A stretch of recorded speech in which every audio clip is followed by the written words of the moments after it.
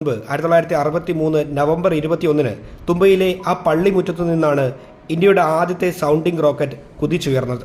American നിർമ്മിതമായ Nike Apache റോക്കറ്റായിരുന്നു അന്ന് വിക്ഷേപിച്ചത്. 17 വർഷങ്ങൾക്ക് ശേഷം 1980 ജൂലൈ 18 രാജ്യം സ്വന്തമായി നിർമ്മിച്ച SLV-3 റോക്കറ്റ് ഉപയോഗിച്ച് ISRO ഒരു ഉപഗ്രഹത്തെ ഭൗമ ഭ്രമണ പഥത്തിലെത്തിച്ച് ചരിത്രം സൃഷ്ടിച്ചു. ഇന്ന് ഇന്ത്യ ബഹിരാകാശ രംഗത്തെ അഗ്രഗണ്യരാണ്. ചന്ദ്രനും ചൊവ്വയും സൂര്യനുമൊക്കെ നമ്മുടെ ദൗത്യങ്ങളിൽ നിറഞ്ഞു നിൽക്കുന്നു. തുമ്പ രാജ്യത്തിൻ്റെ തന്ത്രപ്രധാനമായ ഒരു ബഹിരാകാശ കേന്ദ്രമായും വളർന്നു കഴിഞ്ഞു. മൺവഴിയെ സൈക്കിളിൽ റോക്കറ്റിൻ്റെ ഭാഗങ്ങൾ കൊണ്ടുവന്നിരുന്ന ഒരു സംഘം, നിശ്ചയദാർഢ്യം കൈമുതലായി ഉണ്ടായിരുന്ന ഒരു കൂട്ടം ശാസ്ത്രജ്ഞർ, രാജ്യപുരോഗതിക്കായി ഉചിതമായ തീരുമാനം കൈക്കൊണ്ട പുരോഹിതരും ഗ്രാമീണരും, അവരോടൊക്കെ നമ്മൾ കടപ്പെട്ടിരിക്കുന്നു. അതെ, രാജ്യത്തിൻ്റെ ബഹിരാകാശ രംഗത്തെ കുതിപ്പിൻ്റെ തുടക്കം നമ്മുടെ ഈ കൊച്ചു കേരളത്തിൻ്റെ തെക്കേയറ്റത്തെ ഈ ഗ്രാമത്തിലെ